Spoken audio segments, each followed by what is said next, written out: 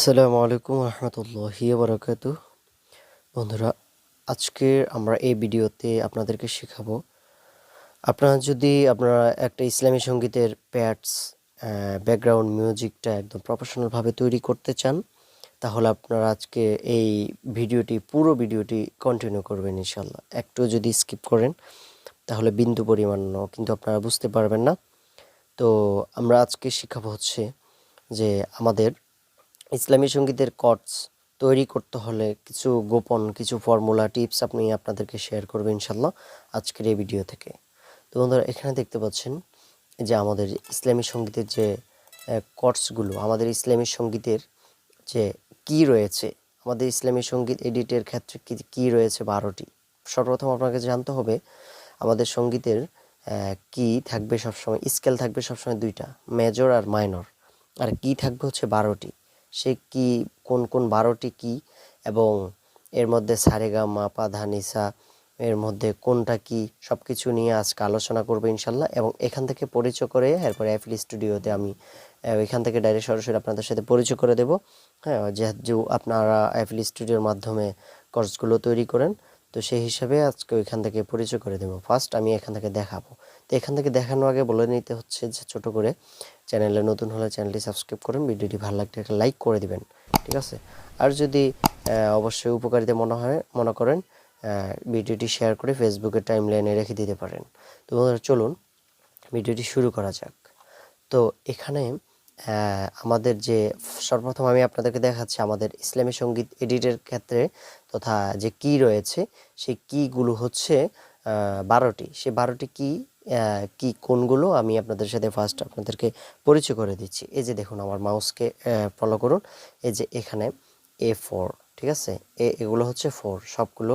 এই যে আমি দেখাচ্ছি, এই যে দেখেন, এই যে এ এ এটা হচ্ছে এ এ এরপরে কালোটা এ শার্প, এই যে এ শার্প, ঠিক আছে।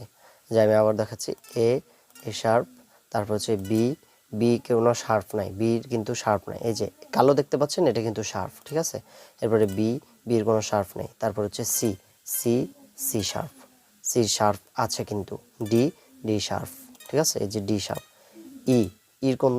ইর কিন্তু কোনো শার্প নেই, মনে রাখবেন। কালোগুলো কিন্তু শার্প, কিন্তু ইর মধ্যে কোনো শার্প নেই। তো হচ্ছে এরপরে এফ শার্প, জি শার্প। মোট হচ্ছে এই 12টি আমাদের গজলের কি, ঠিক আছে। এই দেখুন 12টি হয় কিনা। এ শার্প, 1 2 3 4 5 6, এরপর 7 8, এই যে 8 9 10 11 12। হ্যাঁ, এই যে 12টি হচ্ছে গজলের কি। এগুলো আপনারা অবশ্যই যারা জানেন না তারা অবশ্যই কিন্তু এগুলা জানার প্রয়োজন। ফার্স্ট আপনারা গজলের বিশেষ করে আপনারা যারা ব্যাকগ্রাউন্ড মিউজিকগুলো তৈরি করতে চান, তারা কিন্তু এগুলো জানতে হবে অবশ্যই। এগুলো না জানলে কিন্তু অবশ্যই আপনারা ব্যাকগ্রাউন্ড মিউজিকগুলো তৈরি করতে পারবেন না, ঠিক আছে। ব্যাকগ্রাউন্ডগুলো তৈরি করতে পারবেন না। তো আমি এই যে এখানের মধ্যে সা রে গা মা পা ধা নি সা, এগুলো আমি যদি আপনাদেরকে শেখাই, তো আপনারা এটা শিখতে পেরেছেন যে 12টি কি কোনগুলা। এবার আমি শেখাতে চাচ্ছি যে সা রে গা মা পা ধা নি সা, সা রে গা মা পা ধা নি, এটাগুলো হচ্ছে মোট 8টা, ঠিক আছে। তো 8টার মধ্যে কোনগুলো সা রে গা মা পা ধা নি সা, এগুলো আমি আপনাদের যদি শেখাতে যাই, যে এখানে দেখুন, এই যে 2 কর্ড থেকে শুরু, এই 2টা শার্প থেকে শুরু, হ্যাঁ, যে কোনো 2টা শার্প থেকে শুরু করে তারপরে আরেক 2টা শার্প পর্যন্ত। যে দেখেন, এখান থেকে এদিক থেকে 2টা শার্প, এদিক থেকে 2টা শার্প, মাঝখানে কিন্তু এই যে দেখেন যে 3টা কিন্তু শার্প আছে, তথা এই যে 3টা শার্প, 2টা শার্প, 5টা 6টা 7টা শার্পের ভিতরে কিন্তু আমাদের সা রে গা মা পা ধা নি সা এগুলো কিন্তু থাকে, ঠিক আছে। তো এখানে যদি আমি এই যে এখানের মধ্যে দেখাইতে যাই, এই যে দেখুন, এই যে এবার আবার দেখুন, আমি যদি আপনাদেরকে দেখাতে যাচ্ছি, হ্যাঁ, এখান থেকে বাজাতে যাচ্ছি, দেখুন আপনারা খুব সুন্দরভাবে লক্ষ্য করুন। তো আচ্ছা যাক, বাজানোর আগে আমি আপনাদেরকে বলে দিচ্ছি যে দেখুন, এটা হলো সা, তারপর হলো রে, তারপর হলো গা মা পা ধা, এটা হলো নি, এটা হলো সা। তার উল্টো থেকে যদি ধরা হয়, সা নি, এই যে নি ধা পা মা গা, এই যে গা রে সা, ঠিক আছে। এগুলো মোট 8টা।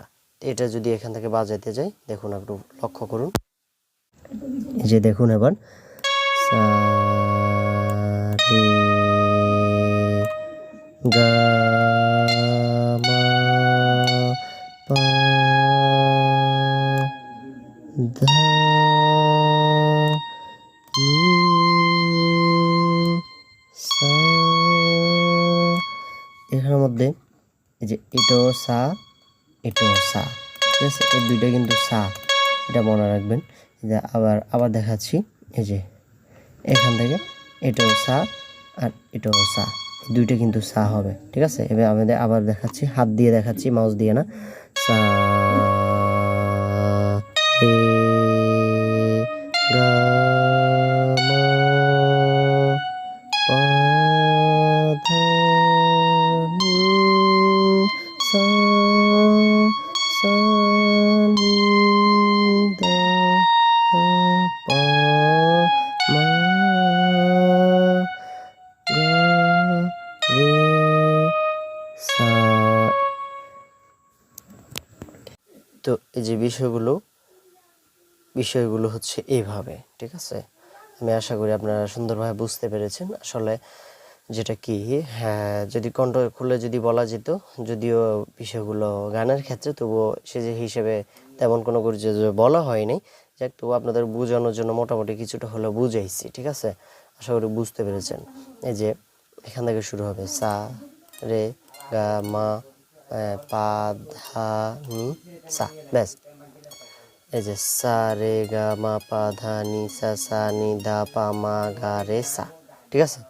এভাবে হবে, ঠিক আছে। আপনারা আশা করি বুঝতে পেরেছেন। এখানে একটা অর্গেন থেকে আমি আপনাদেরকে বোঝানোর জন্য জাস্ট এখানে আনা, ঠিক আছে। যদি এগুলো এই অ্যাপস দিয়ে কোনো গানের সঙ্গীতের কোনো কাজের ক্ষেত্রে আসেই না, হ্যাঁ।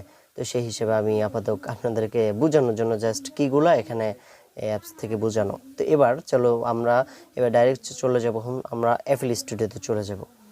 তো এফএল স্টুডিওতে গিয়ে আমি আপনাদেরকে সা রে গা মা পা ধা নি সা, এই যে 12টি স্কেলের সাথে পরিচয় করে দিচ্ছি। এখান থেকে বোঝানো সহজ হচ্ছে, এখানে বুঝাইছি যেহেতু আপনারা এফএল স্টুডিওতে ভালোভাবে বুঝতে পারেন। তো এখান থেকে যদি আপনারা এই যে এখান থেকে যদি আপনারা কর্ডসগুলো মানে সারেগামার হিসাব করতে চান, কিভাবে হিসাব করবে সেটা আমি দেখাই দিচ্ছি। যে দেখুন, আমি ওই অ্যাপসে বলেছিলাম আপনাদেরকে যে অ্যাপসের মধ্যে দুইটা শার্প, দুই পাশে দুইটা 4টা শার্প থাকবে, এরপরে মাঝখানে 3টা শার্প থাকবে। তাহলে ওইভাবে কিন্তু আপনারা সারেগামার হিসাবটা করতে পারবেন। এই যে দেখুন, এই যে এটা হলো, এই যে তাহলে এই যে এই পাশে 2টা শার্প, মাঝখানে 3টা শার্প, তারপরে হচ্ছে এই পাশে 2টা শার্প। তাহলে এবার হচ্ছে এখান থেকে সারেগামার হিসাব করতে পারবেন। এই দেখুন, সা রে, তারপর হলো এই যে গা মা মা পা ধা, যে নি সা, এখান থেকে এই যে এই সা, মোট 8টা। এই যে হিসাব করে দেখুন, 1 2 3 4 5 6 7 8, এখান থেকে মোট কিন্তু 8টার হিসাব করে আপনারা দেখুন, মোট কিন্তু এখান থেকে 8টা, ঠিক আছে। তো এবার যদি এখান থেকে আপনারা যদি ইয়ার যে গজলের আমাদের কিগুলো রয়েছে, গজলের কি হচ্ছে 12টা, সব সময় রাখবেন। এবার 12টা কি যদি আপনারা খুঁজতে যান, তাহলে আপনাদের এভাবে বুঝতে হবে। এই যে সি সবসময় উপরের দিকে রাখবেন, হ্যাঁ। এই যে সি, আমি দেখাচ্ছি, এই যে C2, দেখুন এটা হচ্ছে C2, মনে করেন এই যে C2, এই C2 থেকে উপরের দিকে হিসাব করবেন, নিচের দিকে না কিন্তু, ঠিক আছে। যে C sharp, D sharp, E F, এই যে F sharp, G sharp, A আচ্ছা এ শার্প, এরপর হলো বি, একদম শেষ হলো ভি, ঠিক আছে। এই বি, মোট হচ্ছে 12টা। এই যে দেখুন, 1 2, এই যে 2 3 4 5 6 7 8 9 10 11 C2 তে এসে 12টা। এভাবে কিন্তু আসলে আপনারা গজলের যে কিগুলো এভাবে হিসাব করতে হবে, ঠিক আছে। আর মেজর মাইনরের কর্ডসগুলো কীভাবে বুঝবেন, এই যে দেখুন মেজর মনে করুন আপনার এই যে ডি থেকে মেজরের কর্ড তৈরি করবেন। মেজর হলে 1, ঠিক আছে। এই যে একটু লম্বা আচ্ছা, এই যে মেজরের কর্ডগুলো 1 4 3, যে 1 2 3 4। তো 4 যেটা ওইখানে রেখে দেবেন, হ্যাঁ। আর বাকি যে দুইটা আছে ওগুলো কিন্তু আপনারা এখান থেকে ডিলিট করে দেবেন। এই যে ব্যাস, এই যে 1 2 3 এখান থেকে হিসাব করবেন 1 2 3 4, তারপরে 3, এই যে এরপরে 1 4 3, এই যে 1 2 3, এই যে ব্যাস। মূলত এটা হলো মেজরের কর্ড।